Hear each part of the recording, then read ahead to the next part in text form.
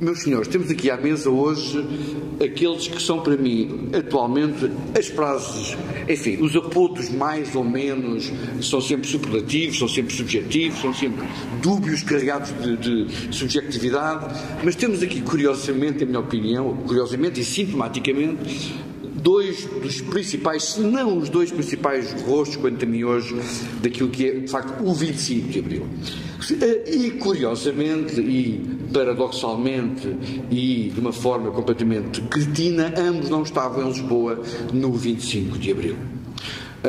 Estes dois militares são dois coronéis que, oriundos de um estrato social mais ou menos parecido. Eu devo dizer, por uma nota introdutória, que esta conversa que estamos aqui os três é uma conversa que nós temos tido há longos anos para um projeto que está a meio e que ao qual o Covid cortou as pernas e as mãos e os braços e o pescoço, mas que há de vingar, e que o nome era precisamente da conspiração à liberdade.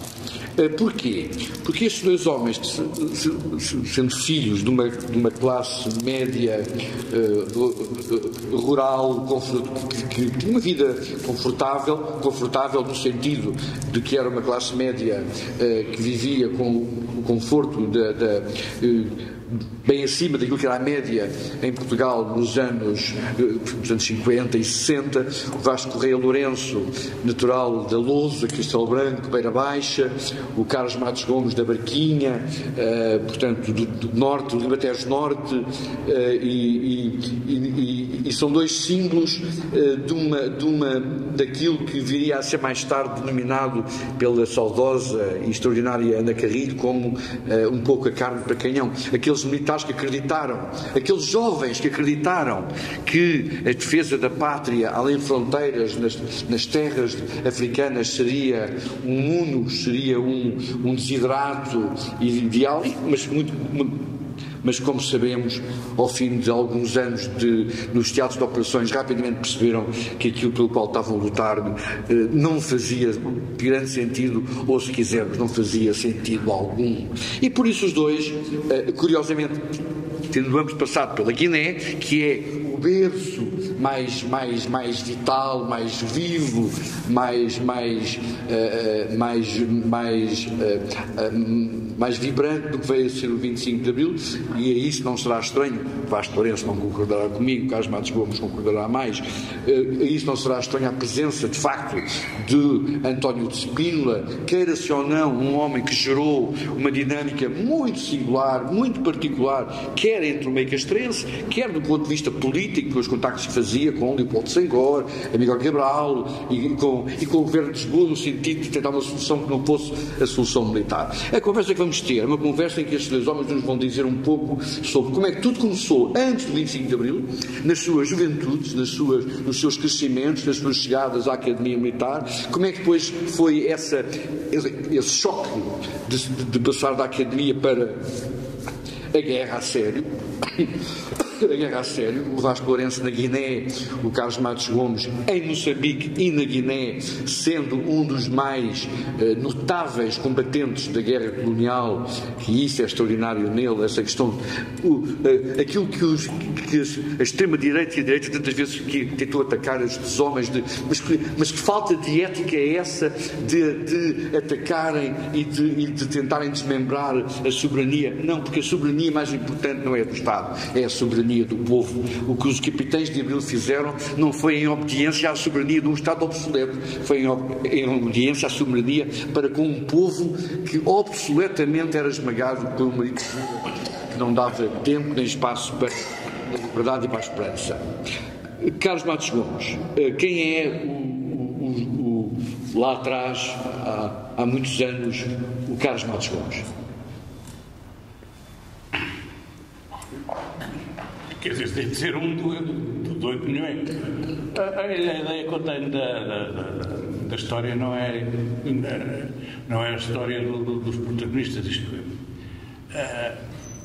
A história é feita de acontecimentos, de circunstâncias, e em determinado momento há determinadas pessoas que estão em determinados sítios. E as sociedades têm, porventura, vivem também do acaso. Isto é, nós temos uma ideia da história como uma coisa racional. Isto é, toda a gente pensa nos antecedentes, nas condições e depois na consequência. Eu julgo que a história da humanidade, como a história de todo o planeta, é fruto de circunstâncias.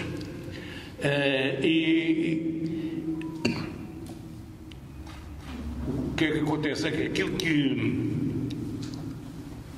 a minha geração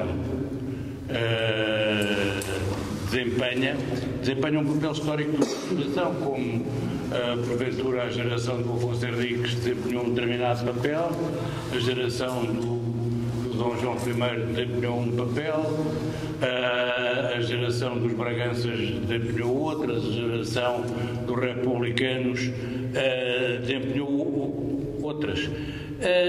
Aquilo que há de consequente ao longo da história é que determinadas gerações e determinados elementos de uma geração, num determinado momento histórico, fruto de determinadas circunstâncias, tiveram que tomar opções para que a sua sociedade sobrevivesse.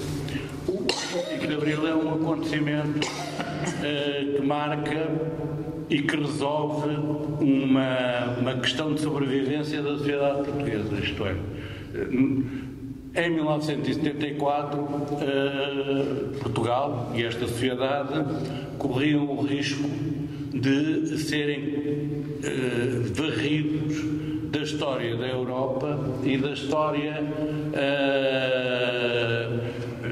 da política e desta sociedade, isto é, Portugal em 74 correu ao risco de deixar de ser em dois sentidos, deixar de ser o que vinha sendo há 500 anos, que era uma pequena potência europeia que se tinha expandido e que ocupava territórios ultramarinos, primeiro na Ásia, depois no Brasil e depois mais tarde em África, que são os três impérios portugueses, o Império da Pimenta, depois o Império do Algodão e do Café, e depois mais tarde o Império Africano.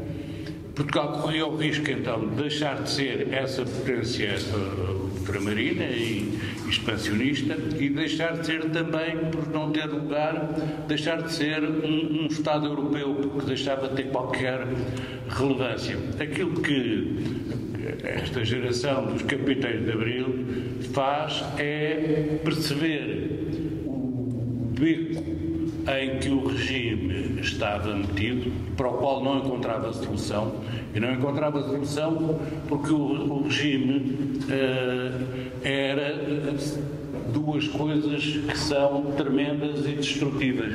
Era um regime anacrónico, isto é, estava fora do seu tempo, porque estes regimes, o regime do fascismo e o nazismo, tiveram na moda antes da Segunda Guerra Mundial. E, portanto, pós-Segunda Guerra Mundial, o que estava na moda eram as chamadas democracias liberais e os estados de bem-estar.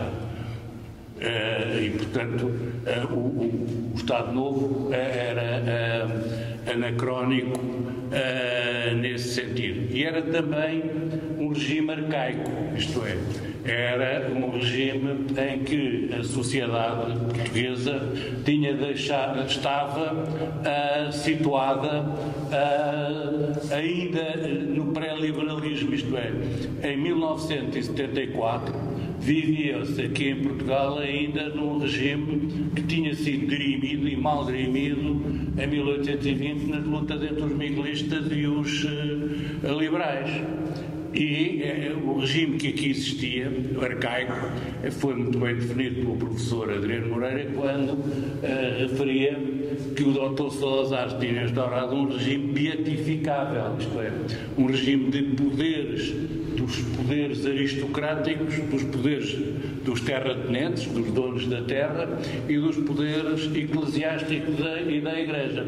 Nós em 73 ainda, apesar da morte política de Salazar em 68, ainda estávamos nessa fase do arcaísmo político e social. E é esta ruptura que a minha geração faz. E essa geração, para responder à pergunta do António, esta geração de militares é capaz de interpretar o sentimento da sociedade, porque é uma geração que está também em ruptura com a tradicional classe dirigente e a tradicional classe que dava os quadros para as três ordens, para a justiça, para as forças armadas e para a administração pública. Houve uma alteração já importante no recrutamento dos militares dos quadros permanentes, que passaram a absorver, como ele referiu,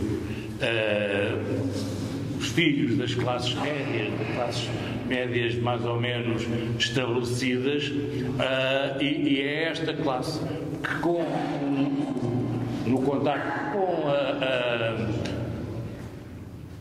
com a sociedade em geral, representada pelos militares de conscrição, nós conhecíamos muito bem a sociedade portuguesa. Portugal, o Exército e as Forças Armadas Portuguesas nunca constituíram uma casta militar, ao contrário do que aconteceu em Espanha, do que é tradicional em Espanha, em França, na Alemanha ou até em Inglaterra. Aqui em Portugal nunca existiu essa casta, e daí que os quadros que estão a ocupar os postos importantes em 1970, nos anos da guerra, já são quadros que não têm a fidelidade ao regime, nem são quadros de comando aristocrático, são de comando popular. Isto, os capitães tinham que relacionar-se com os seus militares. E é esse contacto, e é essa relação que permite nós irmos percebendo qual era o sentimento da sociedade. Porquê? Porque quando nós falávamos com os soldados que estavam connosco nas comissões, perguntavam-me: e agora, depois de teres combatido, o que é que tu vais fazer? E o que eles nos diziam assim: agora eu vou emigrar, vou para a França, vou para a Alemanha, vou para um lado qualquer, ou vou sair da minha terra e venho trabalhar para o Porto.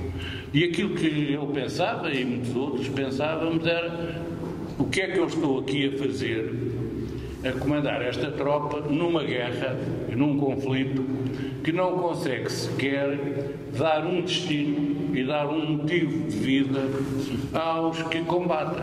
Essa é a grande questão. E a grande questão passa a ser de coisas tão simples como estas, que era nós, os capitães, os oficiais, tínhamos que por vezes ler as cartas que eram enviadas aos nossos soldados, porque eles eram analfabetos, e nós então conhecíamos a vida deles e sabíamos os problemas das mortes dos pais, dos irmãos, das doenças, das dificuldades económicas, dos filhos ilegítimos, das namoradas, e era esta gente toda que estava a fazer uma guerra sem nenhum sentido. Essa ideia de ir defender a pátria nunca existiu. Aliás, nunca existiu em nenhum exército do mundo. Há uma carta, até já agora, muito célebre, de um grande escritor francês, que é a propósito da Primeira Guerra Mundial, num discurso com o seu público, ele diz: quando vos disserem que os soldados franceses estão aqui nas trincheiras a defender a pátria, vocês mandem os gajos dar uma volta. Eles vêm para aqui porque têm mais medo dos seus superiores e dos tipos que os matam se eles fugirem das trincheiras, do que têm medo dos alemães. Isto é, eles foram recrutados e tinham mais medo de serem fuzilados de serem mortos pelos alemães. E, aliás, isso aconteceu. Muitos militares franceses foram fuzilados, e então os ingleses fuzilaram ainda bastante mais. Portanto, essa é uma questão. E, portanto, os militares de conscrição iam para a guerra porque era o dever, iam cumprir um dever. Portanto, o cumprimento do dever não é defender a pátria. Aliás, ninguém... Não tenho antes de passar ao esclareço, mas também no caso do Carlos Matos Gomes, há essa ideia do cumprimento do dever? A ideia não é do cumprimento do dever. Isto é, os médicos, quando estão no hospital... Não leva para a academia. Não, mas um médico, quando vai para a Faculdade de Medicina, vai cumprir um dever? Não. Um juiz, quando vai para a Faculdade de Direito, vai cumprir um dever. As pessoas não vão cumprir. Eu fui para a Academia Militar porque gostava, mas vim para a Academia Militar porque não fui aceito, não tive talento para ir jogar futebol para a Académica. Se tivesse ido jogar futebol para a Académica, tinha ido para a Medicina. E, portanto, essa é a questão. Essa questão de nós não andamos na vida a cumprir deveres, nem andamos a cumprir missões. Isto é, aquela ideia que há. Nós temos uma missão na vida. Nós não temos nenhuma missão na vida. A única coisa que temos na vida é que viver. E, portanto, cada um de nós vai vivendo segundo aquilo que são as circunstâncias.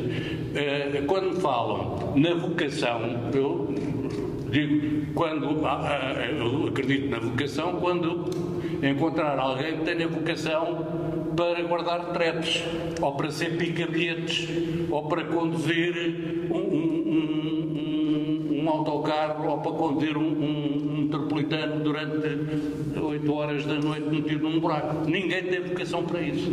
Mas é quando vem dizer que uns têm vocação para padres, outros têm vocação para médicos, outros têm vocação... Não, o que têm vocação é para procurar as melhores soluções possíveis para a sua vida. E os militares, portanto, isto é uma filosofia barata. As sociedades organizam-se em função das necessidades do Estado. O Estado é a organização política da sociedade. E, portanto, para que uma sociedade sobreviva, ela tem, como os animais têm, uns que defendem, uns que têm garras, outros que se reproduzem, outros que trabalham, e, portanto, há especializações sociais. E é esta a questão. Quando nós estamos envolvidos num discurso que é mais ou menos um discurso de sermão e de missionários, em que nós nos temos que portar bem para ir para o céu. Nós não temos que nos portar bem para ir para o céu. Nós temos que nos portar bem para conseguirmos sobreviver, para que os outros não me agridam. Portanto, a ideia da moral, e quando estamos aqui a falar na moral e no dever, são falácias que nós encontramos e inventamos para justificar comportamento. E o 25 de Abril deve ser enquadrado numa questão de sobrevivência da sociedade, da mesma forma que a ala dos namorados, ou o Novas Pereira, ou o Dom João I, num determinado momento entenderam que era o momento de eles ocuparem o poder em nome de um grupo que estava atrás deles, que era fundamentalmente as burguesias e os segundos filhos, os bastardos que aqui estavam. E portanto, eles não estavam a defender Portugal. Estavam a defender os interesses de um grupo social. E é esta até a noção de nacionalidade e de patriotismo nesse sentido. É uma noção muito ténue. Se repararam, eu nunca utilizo, ou utilizo muito raramente, a palavra povo. Que há duas palavras que são muito escorregadias. Uma é povo e outra é liberdade. Quando eu ouço, ou quando ouvia o Dr. Jardim falar no povo madeirense, ora bem, o povo madeirense nunca existiu. Quando eu ouço, eu não sou nada adepto de futebol, embora tenha jogado. O futebol hoje em dia é uma organização de gangsterismo e de comércio. Mas quando ouço o Dr. Pinto da Costa, penso que ele não é doutor, mas fez para aí o 7º ano. Mas a questão, quando ele fala no povo do Porto, o Porto para ele é um harmónio, porque quando lhe convém, o Porto é o futebol do Porto que tem a sede nas Antas. Quando lhe convém, o Porto é a cidade do Porto.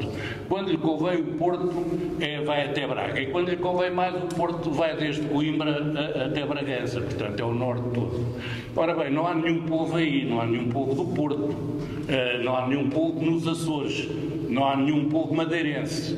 E, portanto, até a questão do povo português, nós temos dificuldade em nos entendermos. Isto é, o chofer do António Champalimau não pertence ao mesmo povo que o Dr. Champalimau quando era vivo. Ainda doutor, mas...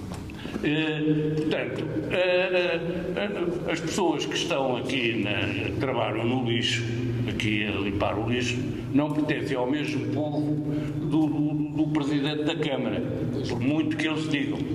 Escapado. Portanto, é o Presidente da Junta. nem ao Presidente da Junta. E, portanto, o que nós temos, e esta é a grande falência, já agora que é mesmo para terminar, por vezes perguntam-nos a nós, não faz, não mesmo. Então, o que é que você acha que correu mal no 25 de Abril? O que é que este 25 de Abril não era o 25 de Abril que você sonhava? Primeiro, eu, por acaso, conheço em pouco. Mas podemos ir a seguir a isso depois vai ser o 25 de Abril. Espera aí. Mas a questão que há é o que é que correu mal. O que correu mal é esta dissintonia.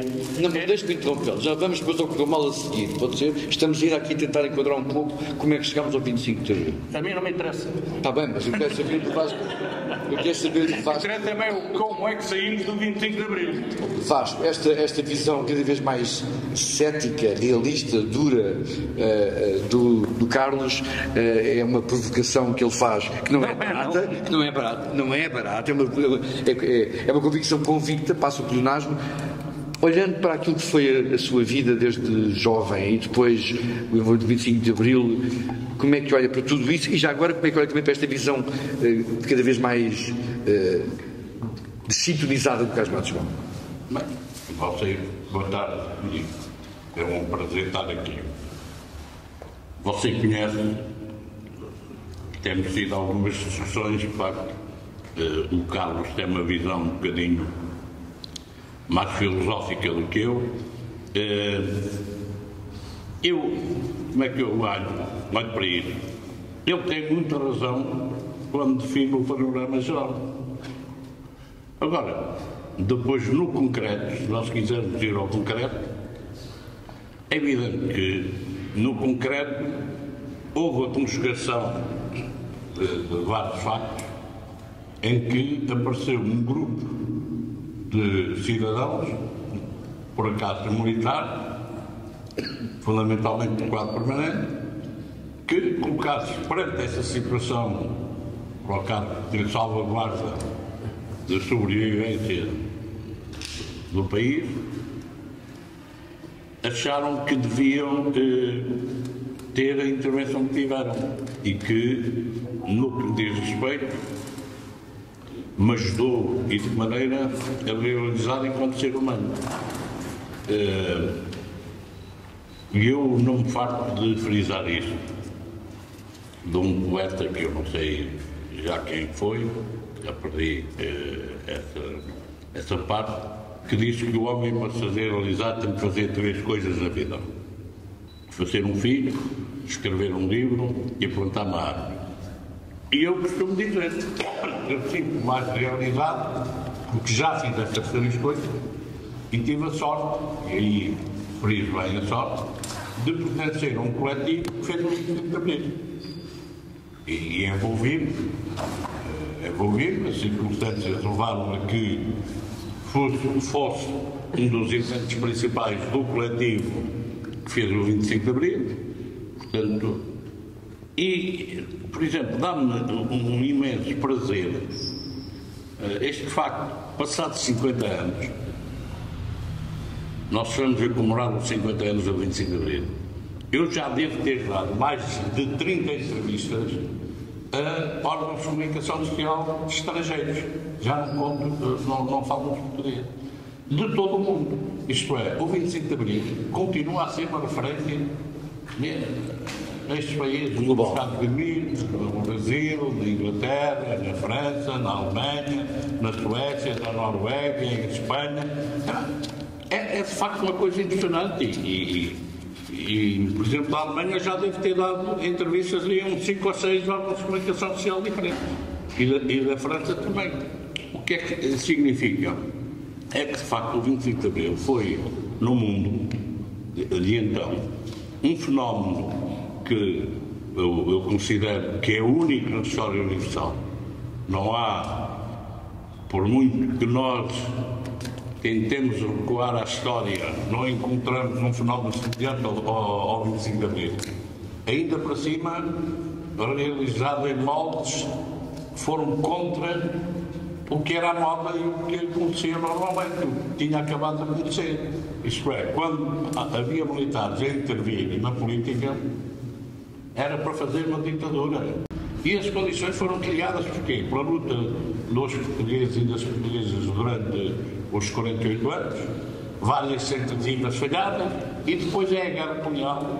A Guerra Colonial dá-nos, efetivamente, na minha opinião, a Guerra Colonial. O António perguntava como é que fomos para a guerra. E o Carlos já referiu bem, não é uma questão de dever. Não, mas pronto, íamos para a guerra porque tínhamos que ir para a guerra. Portanto, os soldados eram obrigados a ir para a guerra.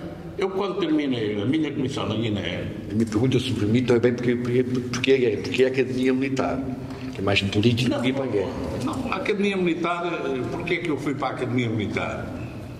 O meu pai queria à força, queriam que eu fosse, primeiro tentaram que eu fosse padre. É claro que recusei liminarmente essa hipótese. Depois eu era engenheiro, arquiteto, médico, não sei o quê, mas eu sempre disse que quero ir para a tropa. Agora, perguntam-me porquê. Tenho dificuldade em dizer. Primeiro, eu gostava imenso de atividade física. Olhando para mim, hoje ninguém diria isso. Eu gostava de atividade física. E a vida militar tinha essa componente. Depois tinha um feitio um bocadinho tramado para mim. Eu acho que ainda tenho, mas enfim, o que é bom sinal, que não tenho. Tinha um feitio em que havia valores que para mim eram extraordinariamente importantes. Por exemplo, o valor da lealdade entre as pessoas, que na tropa se chama mais de camaradagem do que de lealdade. O valor de ter a espinha, como se diz, direita. O valor...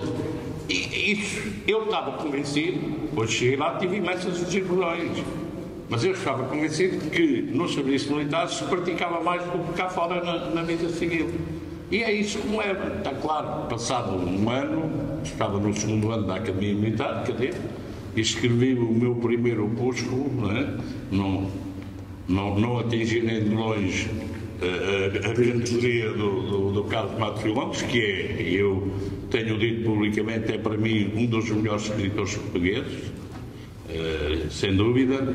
Mas, e a propósito, se querem rir-se um bocado, leiam um livro dele que é muito pouco falado, mas eu considero, já que disse a ele, o melhor de todos. É um livro pequenino chamado O Soldador, em que ele conta cenas da guerra. E a minha mulher, quando leu o livro, dizia-me assim: mas tu já contaste essas cenas não sei quantas vezes? E eu, pois, então, ele conta, e quando eu lhe perguntei, uma jogo de lá retratos em frontal? Não, é outro. Mas é o retrato do Durão Lopes, lembra-se disso? Porque um tipo começa a ler aquele livro, já está a ver ao princípio e vai a ver até ao fim do livro. Mas, portanto, estava eu a dizer que não segui as pisadas dele, porque falta-me o talento para isso, mas escrevi o primeiro opúsculo que dei o título A Queda dos Ideais do Jovem. Isto no segundo ano da Academia Militar. Pois, fui para a guerra. Eu fui para a guerra numa situação um bocado esquisita, porque eu tinha tido problema, era jogador de futebol, fui campeão universitário na Academia Militar, tinha tido uma lesão muito grave no joelho, e portanto podia ser considerado deficiente e passado ao serviço moderado. Fui mobilizado, naturalmente, calhou-me ir para Angola, mas depois há um processo as mobilizações eram feitas num conjunto de vários oficiais, que depois nos iam para Angola, outros para a Guiné, outros para Moçambique, e dois capitães que tinham feito uma comissão na Guiné, calhou-lhes ir para a Guiné novamente. E reclamaram. Portanto, a Guiné era considerada o pior de tudo, e portanto reclamaram. Mas acabei de fazer uma comissão na Guiné, e o ministro do Exército pura e simplesmente, bem na primeira medida, na minha opinião, desnomeou-os da Guiné e nomeou-os para Angola. Mas nomeou-os para Angola para o lugar em que eu e outro capitão estávamos mobilizados. E, portanto, nós deixámos de estar mobilizados para Angola. E depois nomeou-nos a nós para a Guiné, para o lugar em que eles descriam. Eu reclamei e disse: bem, não vou à guerra. Vou-me agarrar ao joelho. O médico disse-me: se quiser passar aos serviços moderados é já, o joelho dessa maneira.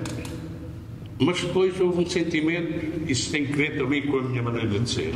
Houve um sentimento que foi este: mas será que haverá alguém, algum FP, que diga que eu não fui à guerra porque tenho medo de ir à guerra? Eu vou lá para demonstrar que não tenho medo de lá ir. Mas vou lá, faço a guerra e depois venho e passo a vida civil. E isto é o sentimento com que eu vou para fazer a guerra. Na guerra sou confrontado com situações complicadas. Tive sorte, tive muita sorte. Tivemos resultados operacionais muito bons. Acabei por me ver envolvido na operação que fez a maior captura de material de toda a guerra colonial. Nós, numa operação, capturámos 24 toneladas de material, porque descobrimos duas arrecadações de material do PAGC dentro do Senegal, em cima da fronteira, e recuperámos isso. Mas depois tive uma situação que me deu a volta ao miolo. Foi esta.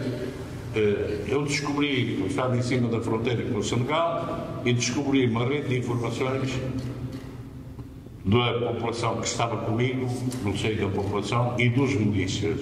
Os milícias eram, portanto, guineenses, que, se eu quiser dar uma imagem semelhante aqui, guardas republicanos, digamos assim, era uma força que servia connosco, faziam de guia, mas ao mesmo tempo também combatia ao nosso lado.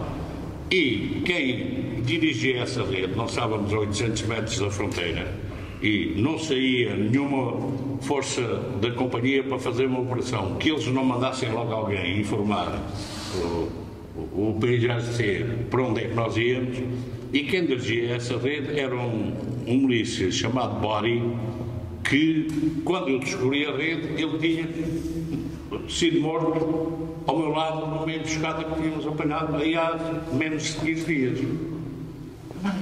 Isto deu-me uma volta ao miolo. De facto, eu digo: mas que raio de guerra é esta? Em que um tipo se coloca numa situação que acaba por ser morto por os próprios companheiros com quem ele está ligado.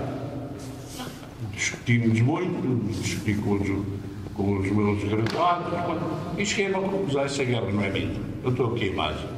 Quem está certo é quem está a combater contra mim, porque está a combater pela independência, pela autodeterminação,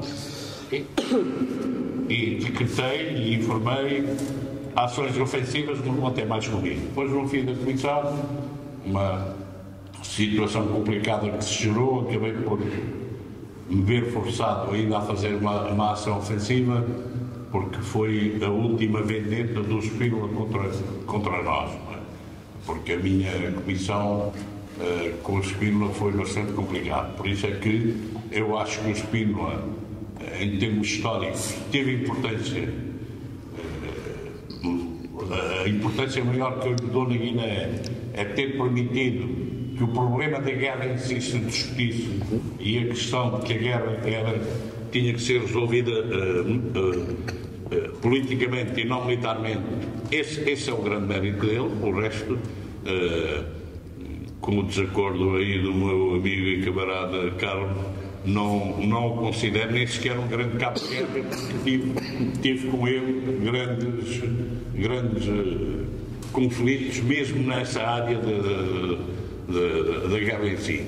E regressei com 3 sentimentos que eu considero relativamente antagónicos, mas eu vinha imbuído disso quando regressei da Guiné. Em primeiro lugar, eu vinha satisfeito comigo próprio. Sentia-me realizado na resposta que eu tinha dado àquela questão: será que alguém vai dizer que eu tenho medo de ir à guerra? E, portanto, tinha demonstrado no terreno que em situações complexas e complicadas era capaz de me portar bem. E, portanto, tinha tido resultados muito positivos nesse campo. Mas, por outro lado, vinha com dois sentimentos opostos, aparentemente, pelo menos. Um era revoltado, e absolutamente revoltado, porque a guerra tinha-me aberto os olhos e eu tinha percebido que ele estava a ser instrumento de um regime, de um poder que impunha a guerra, uma guerra sem sentido, uma guerra injusta, e que, portanto, eu estava a ser instrumentalizado para se fazer essa guerra. O regime esse também tinha aberto os olhos. Aqui era um regime repressivo, um regime que cortava as liberdades, etc, etc, etc.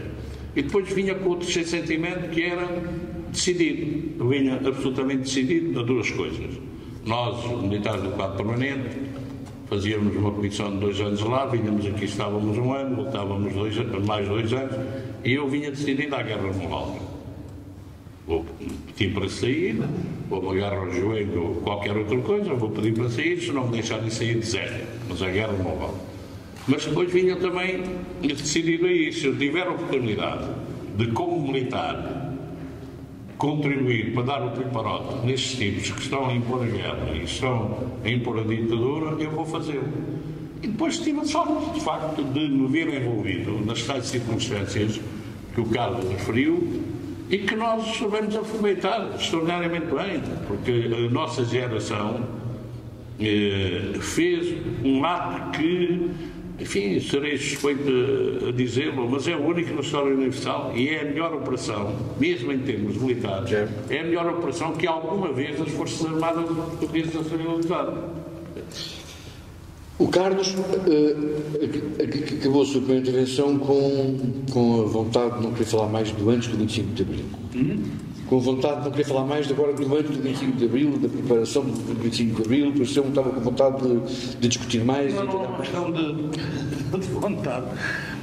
É uma questão pessoal, isto é. Para onde é que vai este Abril, não é?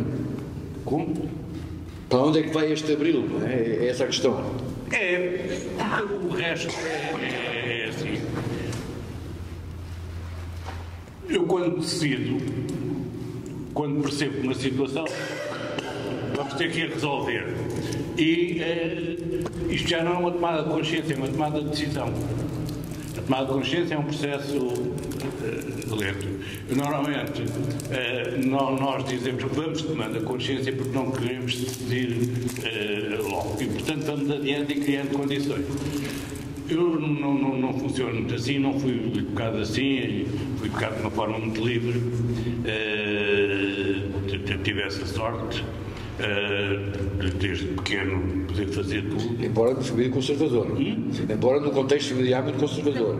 Não, eu penso que é um contexto completamente revolucionário, onde a minha mãe não sabia cozinhar, nunca nos obrigou a arrumar nada, a manter deixando eu e as minhas irmãs as coisas no chão.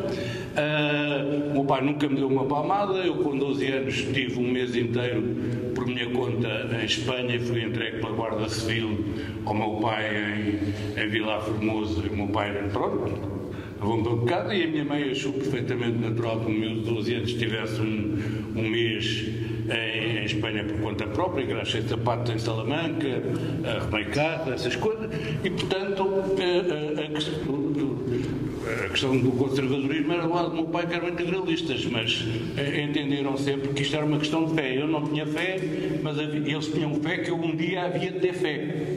E, portanto, vivíamos numa circunstância, eu não tinha fé, pronto, e tinha direito a não ter. E o meu pai tinha fé que eu viesse ter fé. E a minha mãe calava-se pouco com isso. Nunca veio a ter. Nunca veio a ter essa fé. Nunca vinha a ter. E de maneira que decidi, eu vou fazer isto. e tive a sorte de fazer tudo aquilo que quis fazer e de verificar que não tinha talentos para aquilo que eu queria fazer. Quando quis jogar futebol, cheguei à académica, os tipos que lá estavam para o lugar que eu ia eram o Maló e o Braçar. De maneira que eu disse, bom, aqui nunca mais me equipo sequer, nem me dão umas botas nem umas luvas. De maneira que já não fui para a medicina, vim fazer a aptidão aqui ao técnico. Depois, quando disse ao meu pai, dispensei, encontrei aqui uns amigos meus que vinham do Colégio de Tomar e disseram, pá, malta, o Colégio de Tomar era um colégio rigoroso, nós já fugimos do colégio, vamos concorrer à Academia Militar, estamos mais uma semana por nossa conta aqui em Lisboa. Disse, pronto, vamos embora. Quando cheguei a casa, disse ao meu pai que tinha concorrido à Academia Militar, ele ficou preocupado, porque eu já tinha sido expulso da Universidade Portuguesa. Portanto, eu devo ser dos poucos jovens da minha geração que não fez a Universidade Portuguesa, puseram-me nos cavalos e nos escoteiros e tal. E ele disse, então, ao menos fizeste a aptidão à engenharia, vai para a engenharia. E no meu ano entrava-se diretamente para a engenharia militar, diretamente, quer dizer, depois de fazer outra aptidão com mais matemática e física. E eu entrei para a Academia Militar para uma turma muito pequena de engenharia. Quando cheguei à engenharia, para quem estudou ciências, há uma coisa na descritiva, na geometria descritiva, que é a linha de terra. De maneira que logo o catedrático daquilo, Barata da Rocha, e o outro tiraram uma linha de terra, que era uma referência importante que eu tinha. Eu disse, bom, eu não vou fazer isto. Eu montava a cavalo desde pequenino, desde pequeno. E portanto, mas é para a cavalaria, que anda aqui aos saltos e tal. E pronto, fui fazendo foram as circunstâncias e fui sempre decidindo o que ia fazer em cada um dos momentos. A questão que há a minha questão que há com a política e com o 25 de Abril foi quando entendi que nós estávamos perante uma situação irresolúvel aqui em Portugal, em que nós não tínhamos saídas. Eu tive a sorte também, portanto, estão estas circunstâncias. A minha mãe era filha de imigrantes açorianos, mas era americana, tinha vivido nos Estados Unidos, tinha nascido, vivido e sido criada. Depois eu namorava uma filha dos ingleses e tal. E entendi sempre, viajei sempre para o estrangeiro, e entendi sempre que eu era igual a qualquer francês, inglês, chinês, portanto nunca tive complexo nenhum de ser português em lado nenhum. E os estrangeiros olhavam para mim como se eu também fosse uma aves rara, que o que eles conheciam de português eram portugueses que tinham vidas muito difíceis no estrangeiro e tal. E eu, como nunca tive nenhum desses complexos, em França, eu dizia que aos franceses que o Napoleão Bonaparte foi o pior general que deve ter havido na história, que era um completo incompetente, perdeu todas as guerras, matou 500 mil franceses e não ganhou um centímetro quadrado em França, não é? As campanhas napoleónicas que ocorreram aqui na Europa não acrescentaram um centímetro quadrado à França, fez a habilidade que agora se está a repetir, porque a burrice é um fator permanente em determinadas elites. O Napoleão foi atacar Moscou e deixou lá também metade de um corpo de batalha, e portanto depois o Hitler fez, e já vamos na terceira tentativa de ir até Moscou, ocupar Moscou. Isto quer dizer que eu não tenho nenhuma consideração especial, nem nenhuma admiração, não tenho nenhum complexo. Aquela gente não é superior e eu também não sou inferior, e é este entendimento. Ora bem, a elite que estava aqui a governar Portugal não conseguia resolver os problemas, coisas que para mim eram simples, que era a questão colonial não pode existir, porque a questão colonial assenta no racismo. Isto é, toda a descoberta, quando os europeus chegam à América do Sul e à América do Norte, e veem os índios nus e acham que aquilo é estranhíssimo, aliás é a carta do Pedro Vaz de Caminha, acham aquilo estranhíssimo e vão impor a sua cultura, o seu Deus, vão impor o seu modelo social, vão impor a sua fatiota, os fatos, vão impor as comidas àquela gente. Isto é, entenderam que a missão, e aliás a missão nós recebíamos para estar em África era civilizacionar, isto é, dar uma civilização àqueles, como se eles não tivessem civilização, missionar, isto é, dar-lhes um Deus como se eles não tivessem Deus, e tinham, não é? E cristianizar, isto é, ainda por cima era aquele Deus pregado numa cruz, então que eles achavam uma coisa estranhíssima, como é que nos vêm vender um Deus. Portanto, muitas das civilizações, dos animistas que têm digamos, a cosmogonia, a abordagem que eles fazem dos deuses é uma abordagem horizontal. Eles têm os deuses da consonância, os deuses do contrato, o chamado o Deus ausente. Nós, o cristianismo não, as religiões monoteístas são religiões de conflito. Há sempre o nascimento, depois há um pecado, depois há uma queda, depois vem um salvador e depois eventualmente nós salvamos. As civilizações africanas têm uma visão do Deus ausente, isto é, quando as coisas acontecem mal, quando há uma praga, quando há uma seca, quando há uma fome, é porque o Deus que é inerentemente bom, essencialmente bom, se esqueceu deles e, portanto, eles fazem uma festa, fazem para acordar o Deus para ver os males que estão a ocorrer. Ora bem, nós entendíamos que essa gente que eram hereges e que estavam fora da civilização. Eu nunca entendi isso. E, portanto, entendi que era necessário resolver o facto do regime aqui estar incapaz, ser incapaz de resolver. Eu também nunca aceitei comandantes incapazes, aliás, portanto, é por isso que também fui para os comandos, porque entre mim e Deus só havia o general comandante-chefe. Isto aos 20 anos, 21. E, portanto, era nessa lógica que as coisas funcionaram. Penso que a minha geração funcionou nessa base, e aquilo que me parece importante e que o Vasco referiu é a excepcionalidade do 25 de Abril. O 25 de Abril ocorre num momento histórico muito marcante na Europa e muito mais moderno do que hoje. Nós hoje em dia estamos num tempo de reacionarismo, estamos a andar para trás.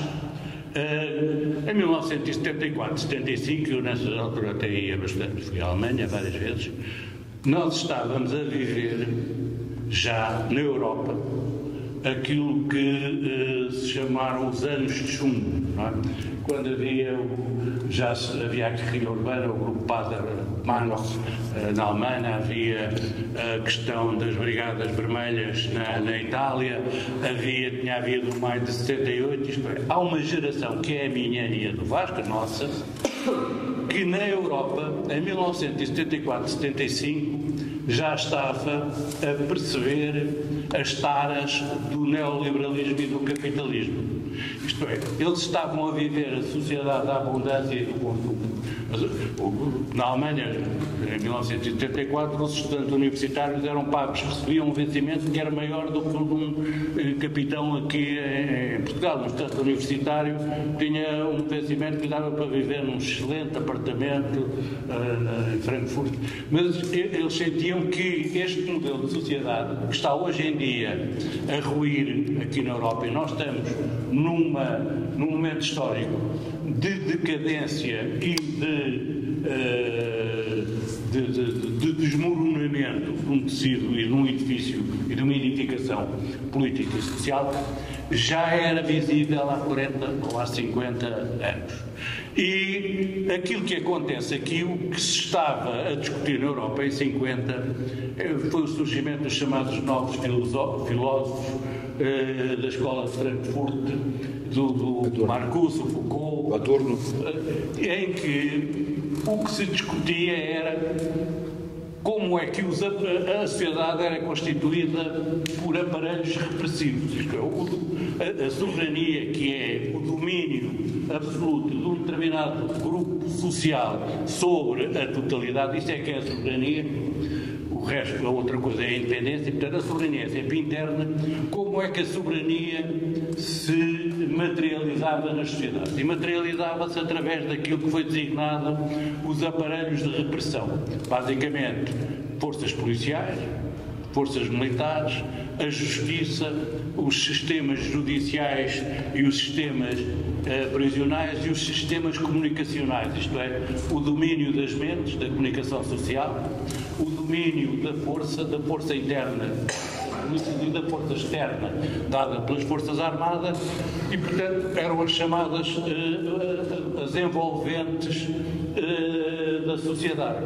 Ora bem, o que tinha acontecido aqui em Portugal era qualquer coisa que os ultrapassava, que é o mais poderoso dos aparelhos de repressão social e política tinha-se passado para o outro lado.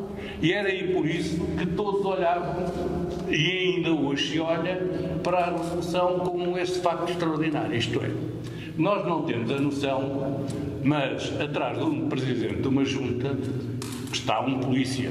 E atrás do polícia está, ou à frente, está um juiz. Isto é, para eu mandar prender alguém aqui assim, há uma cadeia de poderes. Mas no final de tudo, o poder continua a ser o poder que o Luís XIV escreveu na boca dos canhões. Esta é a última vontade, é a última justificação dos reis. Isto é, o poder assenta sempre na Força Armada. O Marcelo Caetano, quem eu fui um aluno voluntário para ir namorar à Faculdade de Direito, dizia, isto com toda a razão, porque ele era um grande jurista, governar é um efetivo exercício de domínio. E, portanto, o domínio exerce que no final tem que haver uma força armada. As Forças Armadas é outra falácia, andam para aí uns aldrabões a dizer que nós temos que pagar 2% do nosso orçamento para a nossa segurança, para nos defendermos dos russos que vêm aí. Não, todas as Forças Armadas servem para impor uma ordem interna. E então aqui em Portugal isso é completamente caro. Nunca as forças... Nós temos 800 anos de independência. Nunca as Forças Armadas portuguesas defenderam o país de nenhuma invasão. Nunca. Todos os invasores que chegaram aqui à fronteira entraram. A frase mais célebre é das tropas do Junô, que entram ali pela Beira Baixa, não é? Vêm à Guarda, Castelo Branco, Sardual, Abrantes, quartel-general em Abrantes e tudo comandantes, e depois há o Junot manda os seus éclaireurs, exploradores, virem para Lisboa para apanhar o rei que, entretanto, tinha embarcado, o príncipe real, tinha embarcado para o Brasil. E aquilo que há da história boa é desses primeiros invasores que chegam aqui ao pé de Sacavém e se tinham perdido e perguntam para onde é que eles voam. E de maneira que o defensor que ali estava em Sacavém disse: olha, vão-se sempre em frente, que são 5 léguas. Portanto, isto é que é a defesa, que nós nunca nos defendemos. Os franceses também nunca se defenderam ninguém. Os franceses na Primeira Guerra Mundial tinham o maior exército europeu. Durou uma semana. De maneira que hoje em dia estar a deitar 2% do orçamento para isso é estarmos a ser roubados ou desviados de bens. E, portanto, o que acontece é que as Forças Armadas Portuguesas, em 74, 75, nós tínhamos a consciência de que estávamos ao serviço de um regime para ele se manter. Deixe-me dizer o seguinte: temos que ir à frente de 20 pessoas e pode passar na cabeça de algumas das pessoas a ideia de que está zangado com o 25 de Abril. Com o 25 de zangado? Sim. Não. Eu e a minha geração somos das gerações, e eu individualmente, mais afortunadas, aliás, como o Vasco referiu, nós fizemos tudo aquilo que quisemos e ainda nos divertimos.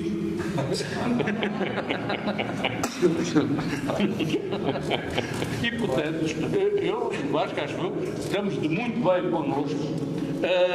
Eu fiz o que entendi que devia fazer, assumi as responsabilidades que entendi, ele também. Estamos hoje em dia e o 25 de Abril é, no fundo, é o meu entendimento, Eu não fiz o 25 de Abril por dever, nem por ser bonzinho para os portugueses. Fiz o 25 de Abril porque entendia que devia fazer e fiz para meu bem-estar. para ter uma boa consciência de mim. E, fundamentalmente, para dizer a cada um de todos que estão aqui, dos que estão lá fora, dos que estão vivos e dos que já morreram, que era assim: olha, vocês agora ficam com a responsabilidade de tratar de cada um e de tratar de todos. Portanto, o 25 de Abril é um ato de dignidade, que é a dignidade da liberdade, e a dignidade da responsabilidade. Portanto, eu sinto-me muitíssimo bem nisto, isto é, nós temos exatamente aquilo que fomos capazes de construir. Se só somos capazes de jogar na terceira divisão, isto indo para a bola, jogamos na terceira divisão. Se fôssemos melhores, jogávamos na Premier League. Vasco, o 25 de Abril veio e como é que olha para este 25 de Abril? O que estava na moda eram as democracias políticas tipo ocidentais. E foi isso que nos uniu, em termos políticos, nos uniu essencialmente para fazermos o 25 de Abril. E é isso que depois, ao longo dos primeiros 2 anos, no chamado PREC, o período revolucionário em curso, provoca inclusivamente algumas divisões entre nós, porque surgiram vários posicionamentos, quem defendesse soluções diferentes e, na minha opinião, sou suspeito que estive desse lado, assumo inclusivamente que em termos operacionais liderei esse lado, conseguimos fazer vencedora a solução que era uma democracia política tipo ocidental e que tem acontecido, tem-se mantido. Houve um instrumento que foi criado na altura, que é a Constituição da República, que tem servido, na minha opinião, como instrumento fundamental para nós ultrapassarmos os vários problemas que tivemos. Porque ao longo destes 50 anos, e isso não é preciso lembrar o que o Churchill dizia, as democracias todas têm defeitos. E a nossa também tem, e de que maneira. E ao longo desses 50 anos nós batemos no fundo. E como diria um amigo meu, um dia que eu lhe digo, nós já batemos no fundo, ele disse, não, já fizemos buraco. Isto é, nós estivemos mesmo à beira de ver perder este tipo de regime. Quando veio para cá uma troika e os responsáveis portugueses maiores diziam, eu quero ir além da troika. E quando houve uma ministra que disse, vamos pôr a democracia, entre parênteses, suspender a democracia durante 6 meses. Portanto, tivemos essa situação. Foi possível, os portugueses foi possível, com os diferentes posicionamentos e os erros cometidos, foi possível sair desse buraco.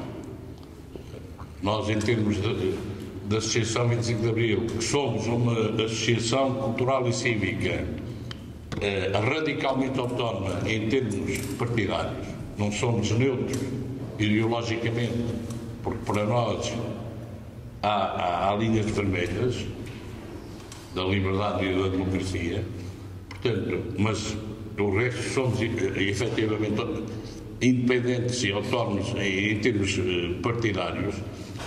Nós defendemos na altura uma solução como aquela que acabou por se verificar, que depois houve quem chamasse, tentando de fazê-lo de forma depreciativa, mas que, na minha opinião, acabou por resultar ao contrário. Foi a geringonça e funcionou. Agora, as forças políticas de seguida não foram capazes de manter isso. E há aqui, de facto, a democracia tem muitos defeitos. E para mim, o maior defeito que eu vejo é esse. Numa democracia representativa, alguém tem que representar os outros. Nós chamamos de partidos. Podia-se chamar autocarros, ou outra coisa qualquer, nós chamamos de partidos. Eles são essenciais. Agora, o problema é que, quando chegam ao poder, e as democracias há duas questões que eu critico. Por um lado,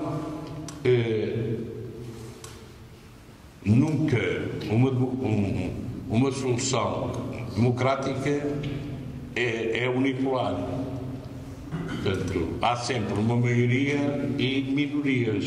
Há sempre mais do que uma minoria. E o que é que nós constatamos? A maioria, a certa altura, diz: eu sou maioria, quero posse e mando. E, portanto, esquece de que as minorias também devem ter uma palavra a dizer para as soluções a encontrar. Porque, quando há negociações, todos têm que ceder alguma coisa. Mas depois temos o contraponto. E, em Portugal, isso passou-se no verão, em 75 passou-se, voltou-se a passar agora na geringonça, que aparecem minorias que dizem: eu sou necessário para a solução final, porque se eu não estiver na solução, ela não é possível. Então, como sou necessário, é que eu quero nada feito. E, portanto, querem transformar-se elas que são minorias em maiorias. Portanto, esse é um dos problemas. O outro problema grave que as democracias têm é que, quando estamos no poder, eu já não me lembro quem é que dizia, mas eu concordo com isso, a ação política é, para mim, uma das ações mais nobres que o homem pode desempenhar. A ação política. Mas fazer política é servir a comunidade. E o que é que nós vemos na grande maioria das coisas? É que quando alguém chega ao poder, em vez de servir, serve-se. Serve-se a ele próprio, à sua clínica, não sei o quê. Há situações, por exemplo, nunca estive neste tipo de atividade política, mas que eu dou um exemplo. Aqui há meia dúzia de anos, depois do PS ter ganho, não sei se foi a primeira eleição, se foi depois a maioria, a certa altura, uma pessoa com quem, já nem me lembro quem era, com quem eu tive relacionamento, e se me lamentava dizendo assim: o meu filho andou na campanha eleitoral, fartou-se de andar a colar cartazes. E agora, quando foi para a formação do gabinete, não contaram com ele. Para os gabinetes dos secretários de Estado, e eu perguntei: mas sei lá, mas vou andar a colar cartazes, dá a prerrogativa para poder ir para chefe de gabinete ou adjunto de gabinete do ministro? Mas o meu filho também andou a colar cartazes, foi uma função que andou a trabalhar, mas isso não obriga. Portanto, essa situação, o resultado, como eu digo aos meus amigos que têm estado no poder, fartam-se de dar tiros nos pés. Agora, o que é facto é que essa situação passa sem todo lado. Que eu lembro também, antes do 25 de Abril, e logo a seguir, eu era um indivíduo que sabia, hoje ainda sei muito pouco, mas na altura sabia muito menos de política, e discutia bastante com o Melo Antunes, que era um indivíduo que eu respeitava nesse campo. E ele me dizia: há dois tipos, essencialmente, de sociedades neste momento no terreno. É a social-democracia e o chamado socialismo científico, que eram os dois blocos que existiam. A social-democracia atingiu o máximo da perfeição nos países nórdicos. O chamado socialismo atingiu a máxima perfeição na Jugoslávia. Mas depois ele dizia: mas o problema é que depois os aparelhos de quem está no poder servem-se do poder para se auto-beneficiarem. E, portanto, por exemplo, o falhanço rotundo,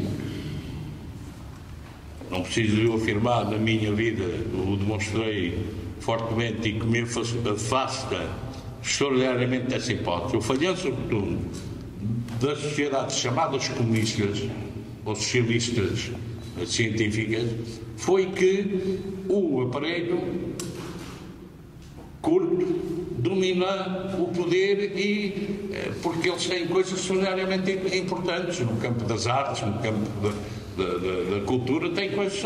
Agora, depois o poder acaba por ser repressivo. Deixa-me só dar este exemplo. Eu visitei a União Soviética em 75, com o Costa Gomes, e a certa altura puseram-me o Ministro da Defesa lá da União Soviética como o meu parceiro em termos de acompanhamento, e nós estamos no jantar, na primeira noite, e eles usavam muito os dentes de ouro, e portanto, quanto mais dentes de ouro tivessem, mais importantes eles eram, e o Ministro da Defesa tinha quase a dentadura toda. E estava com um interno ao jantar, e a certa altura diz-me, com a boca aberta para eu ver os dentes todos: nós, o Partido Comunista da União Soviética, tem 15 milhões de militantes. O nosso Portugal tinha 10 milhões, que ele ainda hoje tem, à volta disso. Portanto, ele estava a tentar cilindrar-me e dizer: vocês são uma porcaria já de cada um país, que só o nosso partido, só o partido tem uma vez e meia a vossa população. E eu olhei para ele e digo: que eu saiba, a União Soviética só tem um partido político. Mas que eu saiba, a população da União Soviética são 250 milhões. Onde é que estão os outros 235 milhões? Onde é que estão? E ele fechou a boca, nunca mais mostrou os dentes de ouro, não é? Mas, portanto, esta é de facto este é o drama das sociedades, mas por mais que queiramos, eu continuo a dizer, eu prefiro uma má democracia a uma boa, entre aspas, porque não há boas ditaduras. Carlos, antes de passarmos a palavra ao auditório, quero fazer uma declaração assim, para rematar a sua intervenção aqui hoje, e depois ouvimos as pessoas também. Então alguém quer... Certeza absoluta que há alguém com curiosidades que em relação à forma mais polémica do Coronel Carlos Matos Gomes, hoje uma das figuras mais incríveis e destacadas da literatura portuguesa em geral e o olhar sobre a guerra. Por outro lado, o Vasco Lourenço, uma figura completamente icónica de 25 de Abril, que é uma boa chance de colocarmos aqui alguma questão relevante. Quem é que tem alguma dúvida para pôr, alguma observação, alguma crítica, alguma questão? Miguel? Não, peço desculpa, muito bem. Em relação aqui ao seu programa, quando a primeira vez que o fez, quando a primeira apresentação, eu tive igual em 73, falei em 73, em 75. E estava cá, portanto, eu sou de 73 e estive em Leiria, e depois fui, quando estive em Leiria, fui para o colégio militar. Foi quando o general Spínola lançou aquele livro, Portugal. Eu estava no colégio militar, só alguém tinha visto, portanto sou mobilizado, fui para Chave e depois para Angola. E tive, ao pé do Combel, que estava parlatado numa aldeola que ainda anda. Estávamos a 100 e tal quilómetros do Combel, onde entravam os violentos foi a pena aliada. Lá depois em 75, tratado ao 25 de Abril, nós só soubemos lá onde a gente estava, que era uma coisa, pronto, só soubemos passar um dia do 25 de Abril, porque ainda havia aquela coisa, isto vai dar, não vai dar, e nós, no departamento, só soubemos passar um dia, o 25 de Abril aqui. E em relação ao que o senhor ainda há bocado disse, eu era o SPM da companhia, portanto recebia as cartas e tinha, na minha companhia, éramos 10, não sabiam ler nem escrever.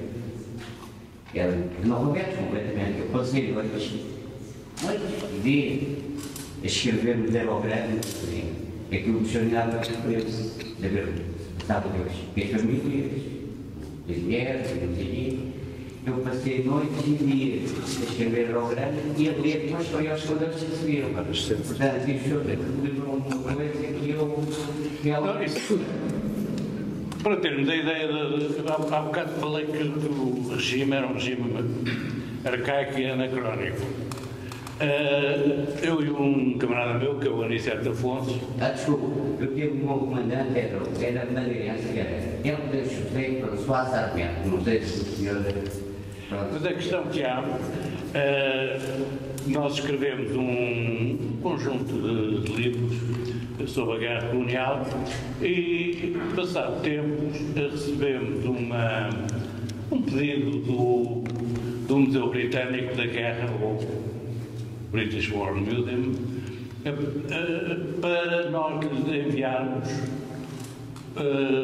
o livro que Portugal com certeza teria sobre a participação de Portugal na Primeira Guerra Mundial. Porque todos os países que participaram na Primeira Grande Guerra produziram livros em termos académicos, com o enquadramento geral da guerra, e produziram depois várias obras de participantes na Primeira Guerra, soldados, sargentos, oficiais, que escreveram sobre a participação da Inglaterra, da França, da Alemanha, de todos esses países na Primeira Guerra. E nós descobrimos, com alguma surpresa, que Portugal não tinha nem uma obra de enquadramento da participação portuguesa na Grande Guerra. Como sabem, Portugal participou em 2 teatros, na Flandres e em África, que era em Angola, que era em Moçambique. Não tínhamos nada que enquadrasse nem politicamente, nem militarmente a participação de Portugal, e até a literatura de ficção era reduzidíssima sobre isso, quer dizer, enquanto nos países há imensa literatura sobre a participação de Portugal na Grande Guerra. O que é que acontece? Nós vamos perceber porque é que isso era assim. E era assim de uma forma tão simples quanto esta. No início do século, e depois vai até ao Estado Novo, nós tínhamos cerca de 70% da população analfabeta. E quando chega à questão colonial, a 1960, nós tínhamos cerca de entre 43% a 47% das mulheres eram analfabetas e à volta dos 30% a 35% dos homens eram analfabetos. E isto estamos a falar dos analfabetos oficiais, porque depois há os chamados analfabetos funcionais, que são aqueles que oficialmente sabem ler e escrever, mas na realidade são incapazes de interpretar ou escrever um texto. Isto é esta diferença. Enquanto a Inglaterra tinha cerca de 4%, no início do século, portanto no tempo da Primeira Guerra, tinha cerca de 4% da população masculina analfabeta, e a França tinha 7%, e nós estávamos quase nos 50%. Isto dá uma diferença em termos de potencial económico, de capacidade para perceber o que está a ocorrer no mundo, de desenvolvimento, de capacidade até política e reivindicativa, tremendamente significativa. Isto é, esta é uma das razões, quando nós falamos com o nosso povo, com aqueles com quem nós nos relacionamos em África, e verificamos em que estado é que o país está. Agora usou a palavra povo. Agora usei o nosso povo no sentido de um grupo que é, eu se estiver no Alentejo, e levar uma unidade de Alentejo, aquele é o meu povo, passa a ser o meu povo. E é nesse sentido quase de fratria ou de tribo que funcionamos. Esta é que é a questão, e é este transporte de Portugal para a modernidade que é decisivo no 25 de Abril. E, portanto, o trazer para a modernidade é trazer para a responsabilidade. E agora, ligando à atual situação, a situação atual é uma situação, antes de tudo, ela é perigosa, Porquê? Porque foram dados os meios para a sociedade perceber em que mundo está, e esta sociedade está a repetir um conjunto de respostas que já são conhecidas. Isto é, nós estamos na mesma situação e podemos estar hoje aqui a fazer a mesma análise que muitos dos historiadores e dos filósofos fizeram relativamente à sociedade globalmente mais culta, que era a alemã nos anos 30, e como é que uma sociedade tão culta que produziu escritores tão importantes, filósofos tão importantes, músicos tão importantes, como é que essa sociedade se transforma em nazi. Há uma interpretação da história que é muito comum quem anda pela Europa verificar que os alemães fazem de si próprio e que outros fazem, que é separar o nazismo dos alemães, dizendo, não, havia um grupo de maus, mas os alemães não sabiam o que é que aconteceu, votaram e depois as coisas. Não, o nazismo é uma responsabilidade histórica de um povo. Como o salazarismo foi uma responsabilidade histórica de um povo que nós rompemos. Como o genocídio de Israel hoje é uma responsabilidade inteira do povo israelita. Não é do Netanyahu. O Netanyahu não é um extraterrestre. É apoiado por aquele povo e todos eles são responsáveis por aquilo que está a ocorrer. Da mesma forma que nós aqui, quando damos 1 milhão de votos ao Chega, há 1 milhão de portugueses que apoia aquilo e que é responsável por aquelas situações.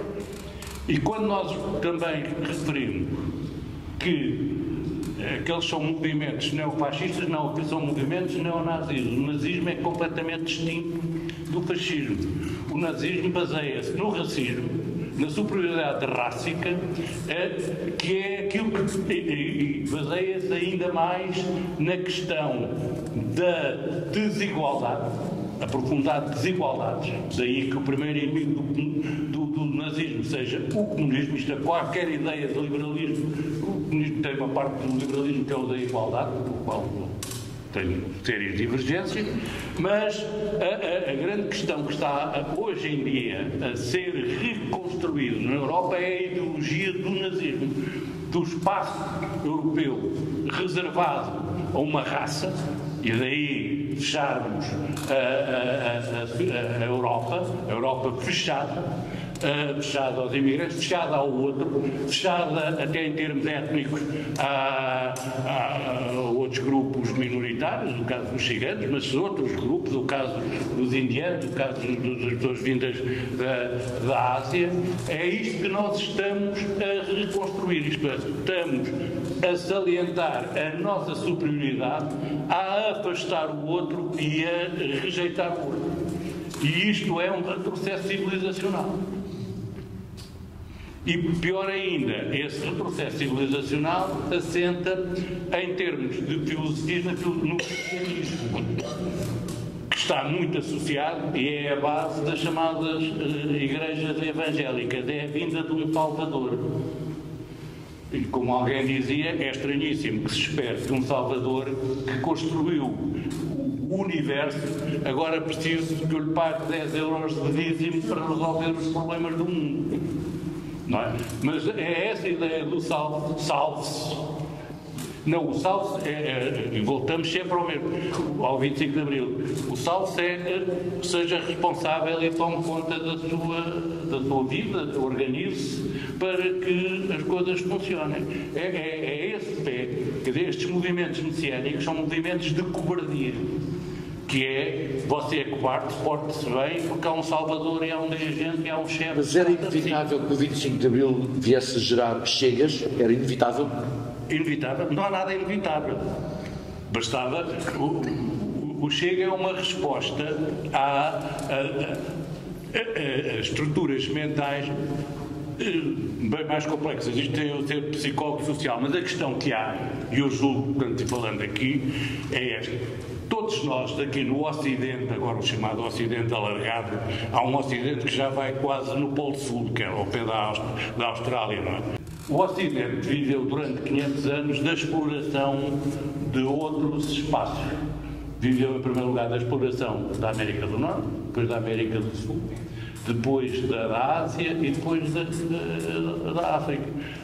Esses povos, passados 500 anos, cada um deles está a tratar de vida, isto é. Neste momento, a Índia é tecnologicamente mais avançada que os Estados Unidos.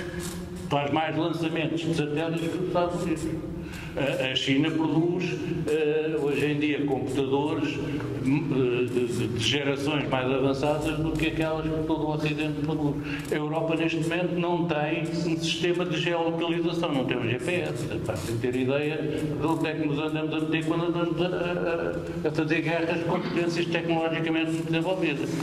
Portanto, nós todos estamos a perceber que o nosso sistema de segurança social, as nossas reformas, os nossos serviços nacionais de saúde, a nossa previdência, não é sustentável. E pior ainda, não é sustentável quando a única vantagem comparativa que nós tínhamos com o resto do mundo era ter a energia barata, e essa energia barata era russa, e a primeira habilidade que nós fizemos foi cortar o cordão umbilical. Isto é, nós comprámos um automóvel e depois a seguir cortámos a mangueira da bomba da gasolina. Portanto, também demonstra até que ponto é que anda a rodar do centro os nossos dirigentes. Nós temos também a consciência de que os dirigentes políticos atuais são aqueles que têm menos visão da história e têm, são especialistas em contabilidade. Isto é, hoje em dia as grandes faculdades que o Ocidente criou chamam-se escolas de business. Portanto, há uma coisa dessas ali assim em Carcavelos e há outra coisa dessas também muito respeitada na Universidade Católica, não é? São escolas de negócios, que eram os antigos contabilistas. O que nós estamos a fazer são contabilistas da trabalham com computadores de avançados. E nós temos a noção que tudo isso não é sustentável. E não sendo sustentável, nós andamos assustados e andamos à procura de tipos que nos enfiem barretes, isto é. Eu sou careca, todos nós também. Eu sou muito. Mas nós, os carecas, andamos sempre à procura de aparecer um tipo que nos vende a banha da cobra para nos crescer o cabelo. Reparem, todos nós andamos nos anúncios e os mais velhos andam sempre à procura de umas pomadas que nos tirem as rugas e tal. Todos nós sabemos que não há nenhum remédio para a calvície, nem há remédio contra a idade, mas acreditamos nisso. E estes grupos, os vendedores de cobra, funcionam e têm sucesso sempre. E é isto, portanto, isto não tem a ver com o 25 de Abril, isto tem a ver com a sensação que a nossa inteligência nos dá, que é a consciência da morte, não é? Aquilo que nos distingue, uma das poucas coisas que nos distingue dos outros animais é que nós temos consciência da morte. E, portanto, mas que não queremos inventarmos duas coisas. Uma foi a vida eterna e a outra é acreditar que há um Salvador que nos resolve os problemas que nós não, do prato às 3 refeições por dia, não é? Havia um país que só tinha 3 problemas, que era o pequeno almoço, o almoço e o jantar. Nós achamos que há um Salvador que pode resolver esses problemas. E isso não tem a ver com o 25 de Abril, tem a ver com as nossas estruturas mentais e sociais. Foi para isto que se fez o 25 de Abril, para o estado a que chegamos? Também. Quer dizer, também. O estado a que chegámos, para facilitar o Fernando Salgueiro Maia, o estado a que chegámos é aquilo que nós fomos capazes de fazer com a liberdade que nos dá, que usufruímos. Portanto, eu continuo a dizer e tenho dito muitas vezes, eu acho que a maior estupidez que há é um tipo não ir votar, abster-se, porque permite que outro decida em seu nome. Mas o que é facto é que olhamos para isso permanentemente. Depois, há tipos que gostam de ser enganados, que gostam de se sentir enganados. O problema muitas vezes é o drama que as pessoas têm quando olham para o lado à procura de alternativas e não as encontram. porque as alternativas também andaram a dar tiros nos pés consecutivos, desaproveitaram o poder e a oportunidade que tiveram para fazer coisas corretas e, portanto, depois abrem um espaço a outros. Agora, é evidente que foi para isto. Nós, se pensássemos, quando avançámos para o 25 de Abril, se pensássemos que 50 anos depois estaríamos, naturalmente, diríamos, estamos a ser lunáticos. Estamos a ser lunáticos. Agora, o que é facto é que o país tem tido liberdade, tem tido capacidade, não encontra os melhores soluções. Quando está convencido que as encontra, depois desilude-se. Eu, ao longo, confesso que, em termos pessoais, ao longo da vida, tenho vindo a sofrer desilusões umas a seguir às outras. Inclusivamente, nós tentou me enfiar nas pessoas que, a certa altura, apostámos para determinadas funções. Mas é a realidade. É a realidade. E, portanto, enquanto pudermos ser capazes de decidir por nós próprios, enquanto ninguém me obrigar a me pegar na mão e me obrigar a pôr a cruzinha onde eles querem e eu possa pôr, no mínimo isso. Eu gostaria só de uma coisa, já vou pedir a outros clientes falar com os intervenientes. Eu sou daqueles que confio aos 16 anos, fui embora do país, em 72. E eu vi as ideias que expressaram, nomeadamente, sobre os poderes. E a realidade de sofrer que temos agora, neste momento que sofremos, digo eu, da minha perspectiva, eu penso que isso também tem a ver com encaminhar que eu considero que está associado a esses poderes, nomeadamente da informação. Eu muitas vezes sinto-me olhar e a dizer assim, esta liga que todos os dias é transmitida, faz-me lembrar dos tempos que eu tinha 15 anos. A informação. Acho que há uma perda tremenda de dignidade global e voltou-se a ouvir toda uma série de palavreados e de lançar de temas, nomeadamente este, eu como não fui militar, se é que é possível, se assim o desejar, esta questão absurda agora do serviço militar obrigatório e da vinda do russo até Lisboa. Matos Gomes tem uma tese muito clara sobre isso. Eu também tive a oportunidade e a felicidade de poder ler os artigos. Portanto, esse é um tema. E eu recordo-me sempre em jovem de me lembrar que, por exemplo, Portugal, que era um regime ditatorial, entrou para a NATO em 49. E um dos pressupostos da NATO era existir uma democracia. E eu fico, para mim, é sempre um paradoxo, porque não era democracia, tinha uma coisa. Quando foi país fundador da NATO. E eu hoje ouço, enfim, até alguns militares com funções importantes, a lembrar que somos um país fundador e que é necessário voltarmos a ter o serviço militar obrigatório. A história dos 2%, não há dinheiro para tanta coisa e é preciso dos 2% porque há novamente um perigo. A minha família é baixa, uma parte da minha família é baixa e eu sempre também fui criado na história dos castelhanos, mas também não gostavam deles, mas era o primo dos castelhanos. E, portanto, faz-me relembrar e faz-me sentir novamente esse paradoxo do que vivi há 50 anos atrás, ou há mais de 50 anos atrás. Pronto, era isso. Carlos quer... por dentro. E uma outra questão que eu vou atrever a dizer, que sou um cidadão comum, penso que não voltamos a esses tempos, não há ninguém que me leve para isso. Para mim, essa questão dos poderes, hoje em dia, são mais dissimulados, porque antigamente nós havia dois campos, não é?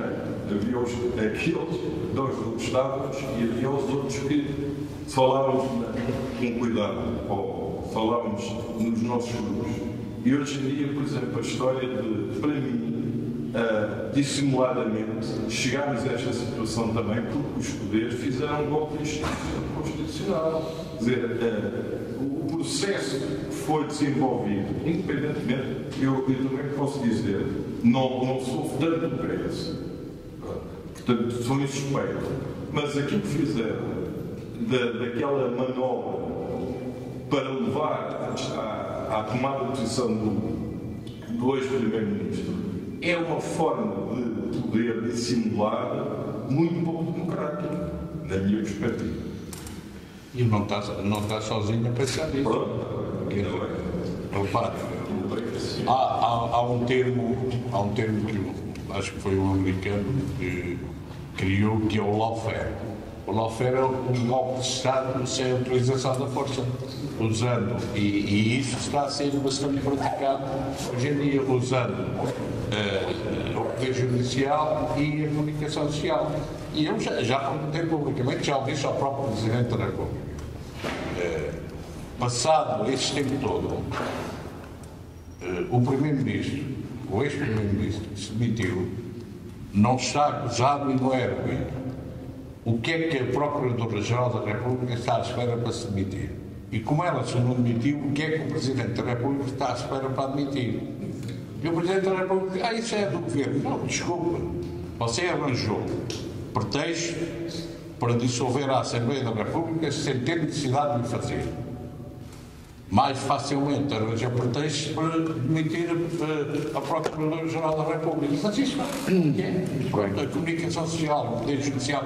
Isto hoje, infelizmente, é uma luta porque os regimes não são feitos a régua e esquadra. E, portanto, as democracias... Miguel, penso que foi um encontro fantástico com as pessoas que aqui estiveram e que ouviram e que partilharam estas duas intervenções sempre diferentes e sempre ricas. Presumo que queres acabar no ponto final nesta sessão. Não acabar não, mas queria fazer uma questão. Eu também tenho 71 anos, portanto, beneficiei diretamente com o 25 de Abril, que eu estava no estrangeiro com outras perspectivas, também não estava mal, com outras perspectivas, ainda por cima a Itália é um país muito acolhedor, naquela altura ainda não havia bem as brigadas em 74, mas já se pressentia, e portanto isso permitiu-me regressar a casa, assistir à morte do meu pai, que tinha um cancro, entretanto, e eu não podia voltar, e portanto todas essas coisas que nos marcaram.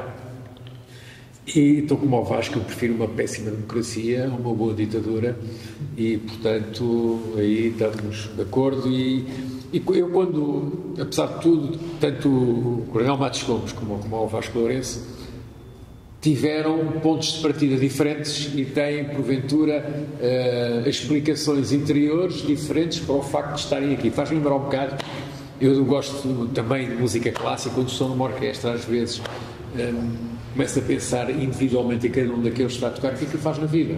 Um há de ser, não sei, um pode ser um grande cientista, o outro ou num coro, um pode ser sapateiro, o outro pode ser operário, e o que é que os une para estarem ali a tocar em harmonia, sem desafinar, e pronto, e a encantar-nos, se for caso disso, não é? Se o coro for bom, ou encantar-nos com aquilo que estão a tocar. E portanto, acho que só temos que agradecer, e os mais novos que sempre usufruíram da liberdade, seja ela qual for, isto era impensável antes do 25 de Abril, nós íamos a um café, estávamos 5 na mesa ao lado, já estava um bufo a tentar sentar-se, aproximar-se para perceber o que é que nós estávamos a dizer ou ouvir, e portanto é impensável. Mas eu só para dizer uma coisa, que apesar de tudo vou voltar à parte militar, eu também não fiz a tropa, como calculam, embora seja neto de um... E os senhores têm compromisso militar já... Seja neto de um medalhado com a Cruz de Guerra na Batalha de Lalis, terceira classe, mas era uma Cruz de Guerra na mesma, na Batalha de Lalis, seja medalhado. Meu avô era tenente-coronel, se não me engano, depois foi, mas não interessa agora. Mas eu, ao longo desta vida política toda que tenho, a certa altura, fui a Moçambique, já depois da independência. Eu nasci em Moçambique, mas já depois da independência fui a Moçambique a convite como conselheiro da Frelimo para nos ajudar na preparação das primeiras eleições livres. E proporcionaram-me, naquela altura, no tempo lá tive, fui eu e também foi o ex-presidente da Câmara da Amadora, o Joaquim Raposo, fomos os dois, eu fui à frente, depois ele foi, fomos os dois. Proporcionaram, a certa altura, um jantar, um encontro, enfim, com generais combatentes da Frelimo, não é? E passámos a noite ali a contar histórias. E eles a contar histórias e nós a ouvimos, Enfim, mas uma coisa que eu percebi é que havia uma espécie de código de conduta entre eles, ou pelo menos de grande respeito e admiração dos combatentes portugueses, que eles achavam que tinham sido bravos, até oficiais, etc., que eles achavam que tinham sido bravos. O próprio Nino Vieira, quando veio a Portugal, foi ver o Spínola, que já estava doente, acamado numa cama, que eu lembro de ver isso, etc. e tal. E, portanto, a curiosidade que tem quem não fez a tropa ou não fez a guerra era mesmo, havia um respeito castrense pelo adversário, ou isto agora é uma racionalização a posteriori do que aconteceu, era um bocado essa Muito bem. é um fait divers, mas é um bocado essa a curiosidade que eu tenho também em relação a esses tempos, porque apesar do passado triste que nós tivemos em África, há um bom relacionamento. Eu, em nome do Miguel Coelho e da Junta de Freguesia, agradeço a vossa presença e dou por encerrada essa sessão, se me permite. Muito obrigado.